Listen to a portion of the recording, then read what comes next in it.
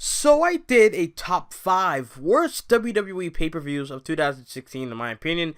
You can go check that out. The link is in the description box below. But today I'm on the WWE Network and I'm looking at the pay-per-views and I'm thinking there was some good shows. So let's begin. Top 5 best WWE pay-per-views of 2016.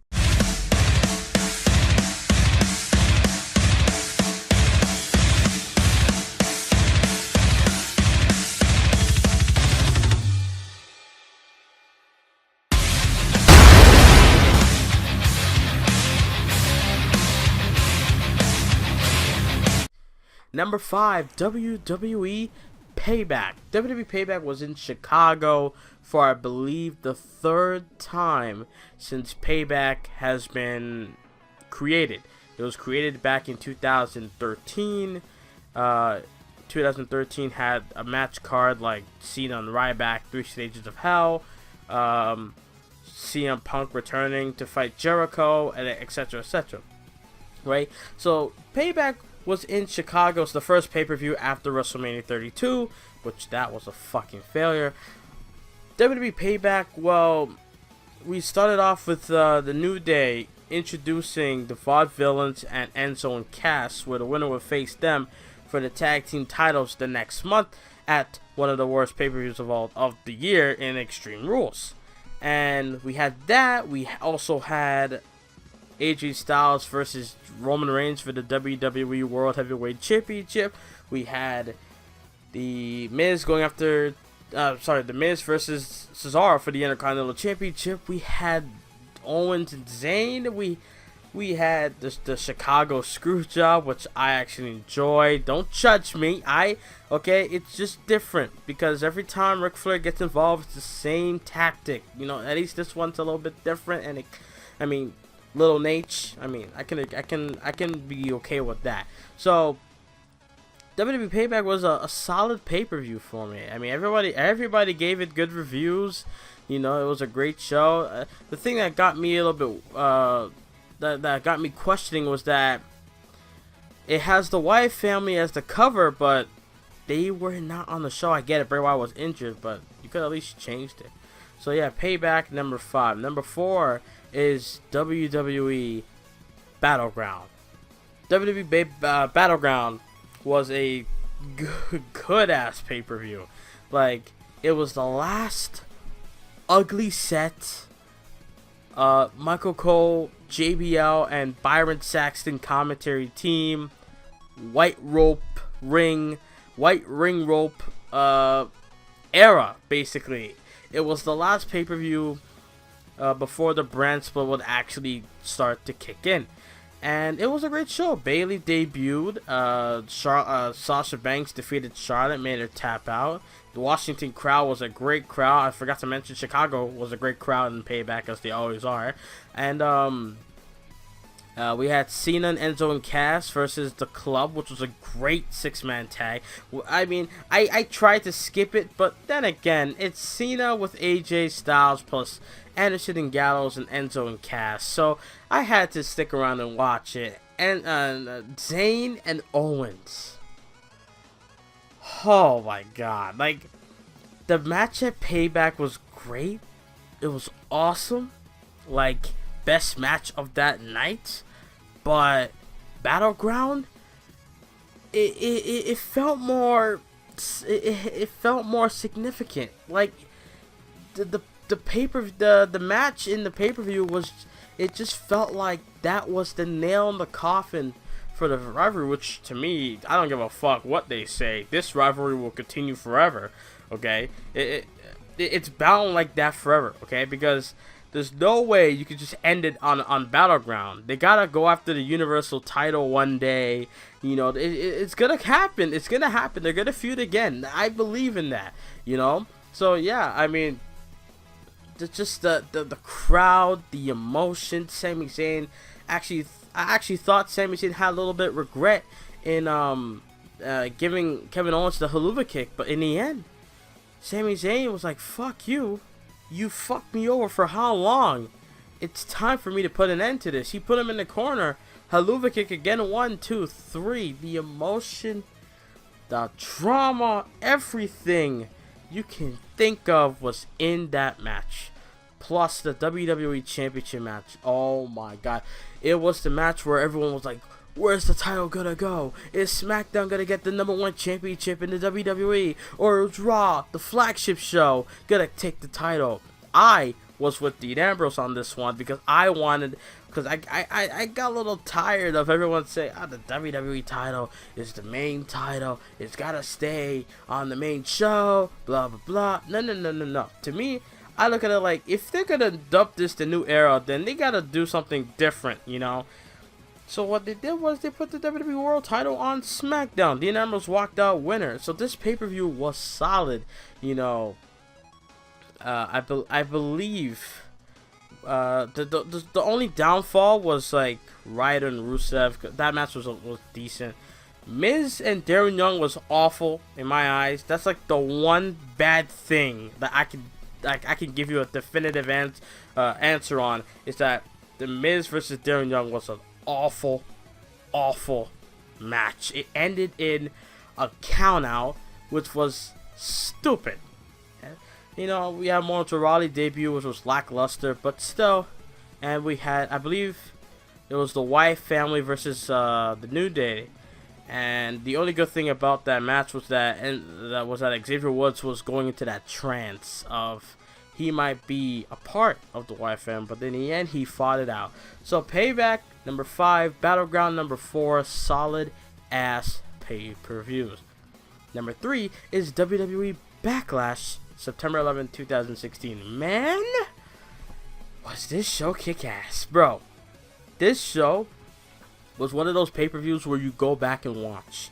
Okay, I haven't touched a single Monday Night Raw pay-per-view since the brand split started and when they had their own pay-per-views.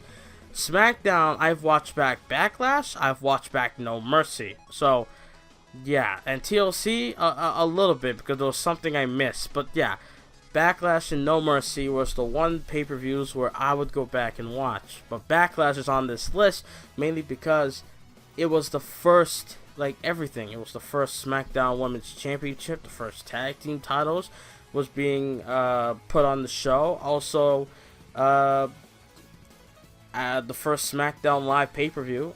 Also, AJ Styles, man, in the end, walked out WWE champion, and they were in a weird town. I think they were in Virginia or something, right? I'm like, oh no, it's gonna be one of those towns where they just don't care. They're just gonna sit on their asses and not say anything, right? That's what I thought. But Virginia was actually a great crowd, and Slater and Rhino got over. You know, the Usos were phenomenal. You know, Ziggler and Miz tore the house down. Just that it ended with Maurice freaking spraying Ziggler in the face, and Miz capitalized and he retained the belt. So this show was just solid, and it was 2 hours, and I would say 2 hours 30 to 45 minutes. It wasn't even 3 hours long. All right, if you go on Raw's pay-per-views, right, it would be about like 3 hours. So Backlash number 3. Number 2, I'm gonna go with SummerSlam. Number 2, SummerSlam. I'm not gonna lie, SummerSlam was a great pay-per-view to me because, well, yeah, there was downfalls like Ziggler and Ambrose and the 6-woman tag team match representing SmackDown, but everything else was good. You know, Baylor and Rollins. Yeah, sure, the revealing of the Universal Championship was lackluster and awful, but I'm not gonna use that as an excuse to devalue the match. The match itself was great, you know. And Randy Orton and Brock Lesnar, I expected Brock Lesnar to walk in there and just beat the I knew Brock was gonna beat the hell out of Randy Orton when he said, you know, it takes one RKO to go to Viperville, no enhancement needed. When he said that on Battleground at the talk show with Jericho. So I knew Brock Lesnar was going to come in there and just beat the fuck out of Randy Orton for saying that. And obviously the best match of the night, Cena versus Styles. Oh my god. This feud that is my favorite match. Like, one of my favorite matches, I swear, because that alone, okay? I mean, I was thinking about putting Money in the Bank on this pay-per-view, on this countdown, but I'm like, you know what? There was some moments, so I figured SummerSlam would fit good because there was some things I enjoy and liked more than some of the pay-per-views. SummerSlam did great. You know, Cena and Styles, Sasha and Charlotte was great too. I'm not gonna lie, even though at that point, that's when I stopped. That's when the line of me not caring was starting there. Me not caring about the feud started at SummerSlam, and it continued, and you guys know the rest of the story. So everything else, Enzo and Cass, you know, the first match on SummerSlam together against Jericho and Owens, it was a great opener, you know, and Cesaro and Sheamus on the kickoff, it was great, but you know, it's just a great show, you know. It was a great show to me. That's just me. Everyone else is gonna be on my cake. If you disagree, then just tell me in the comments. All right. And number one favorite, my number one pay-per-view 2016. I'm sorry. This is just true. This is true. Okay. I can't lie. This is the most truthful thing I'll ever say. Survivor Series 2016. Now you're probably thinking, what? Survivor Series? What? Let me explain. Let's see. The opening Women's Elimination Survivor Series match was great. Yes, the finishes were questionable and downright dumb, but in the end, it was still a great match. There was some botches here and there, but it was still a great match. And then Charlotte, you know, attacking Bayley at the end, proving that she's the main woman on Raw, like she should always be, like stuff like that.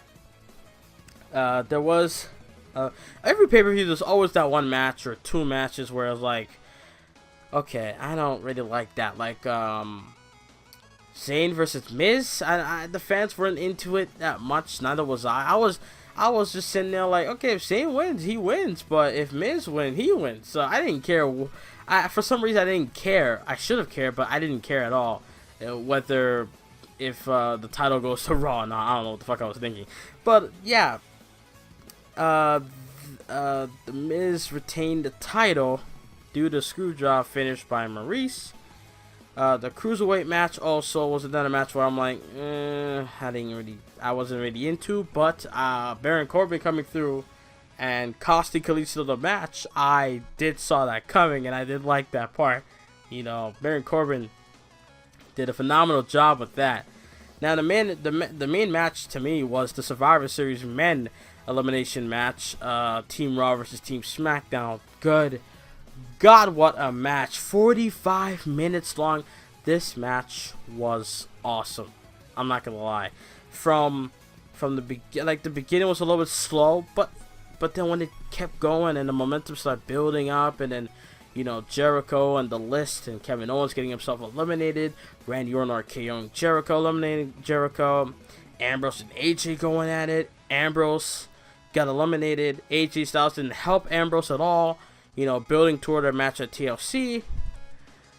And then Ambrose came back, had that Shield moment. Shane McMahon going all out. You know, shit, and Ellsworth causing Braun Strowman to get counted out, get eliminated, then getting tossed onto that table, but right next to another table with those pizza on it. And Shane McMahon going for a coast to coast, but got caught with a spear and had his shoulder up. Then he got knocked out. He was badly injured to where he got taken out of the match.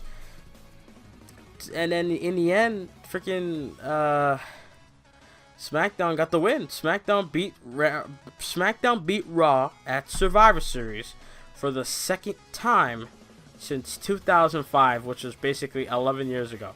11 years ago, SmackDown beat Raw. It was Randy Orton who got the win on 2005, and now 11 years later, SmackDown gets the win because of Randy Orton taking a bullet, taking the spear from Reigns, but then Bray Wyatt capitalizing and hitting him with the Sister Abigail, 1, 2, 3, and it was over. Now, I'm going to get to this match. Goldberg and Lesnar. Now, you're thinking, how the fuck could you love a match that they were hyping up so much, and then they ended it the way they did? Now, I've heard a lot of people say if Goldberg lasts way too long, then they will basically expose him, and you know, he won't look good at all. But at the same time, Brock Lesnar will be doing suplex, you know, suplex city bitch, and then F5, and then, you know, jackhammer, spear, kick out, and then Brock Lesnar wins, and blah, blah, blah. Now, honestly, I liked what happened, mainly because, and I've said this time and time again, and this is my honest answer, and you're going to be thinking that's the reason why, but yes, it's true, because I've worked hard on my YouTube channel far too long, right? But I still think I haven't proved anything. I feel like I still have a lot to do, right? Here's the thing. When I gave you guys my reaction, which has me about 8.8 thousand views. Thank you guys, by the way. It got me to do the most genuine reaction, like the best genuine reaction I've ever done. What I mean by that is the most outrageous, realistic, but at the same time real emotion, genuine reaction I've ever done. Look back at my reactions. The last time I did something like that, jumping onto my bed and acting like I got knocked the fuck out, was when Triple H won the Rumble, and was when I think Vince McMahon challenged Shane McMahon to a match at WrestleMania against The Undertaker inside Hell in a Cell. And then after that, I haven't done that since. And it just got me to that level where I have to look back and be like, I can't believe this happened. You know, I mean, yes, I was against it. Yes, I was saying that. I'm still with it. I'm still with what I said on how Brock Lesnar looks like a little bitch now because he freaking went in the Survivor Series and he just took a quick ass whooping from Goldberg and he just lost like that. You know, I'm still with that. But at the same time, it got me 8.8 thousand views, bro.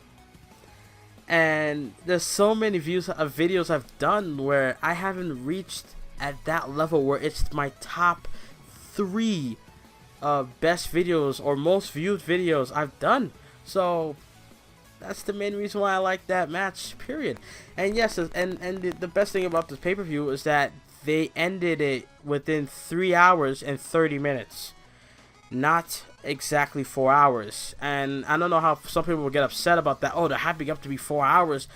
You're complaining how it's 4 hours long, but yet when they don't do 4 hours, you're upset. Like, I don't understand your logic.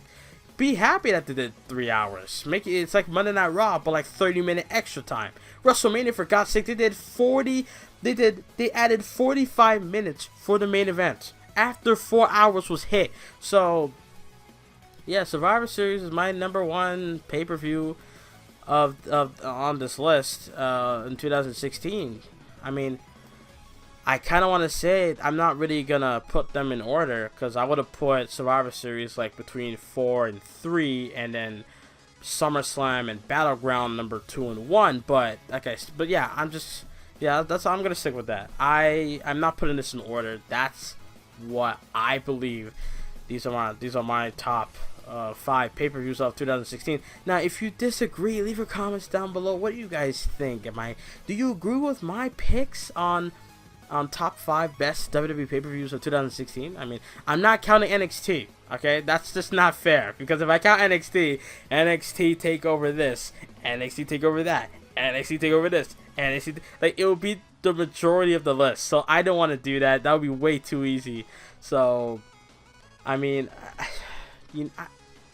if you want me to do the best NXT takeovers of 2016 or NXT live specials in 2016, then I'll do that. If you want me to, just leave your comments down below about it, and yeah, leave your comments about if I picked the right pay-per-views. Did I make the right choice?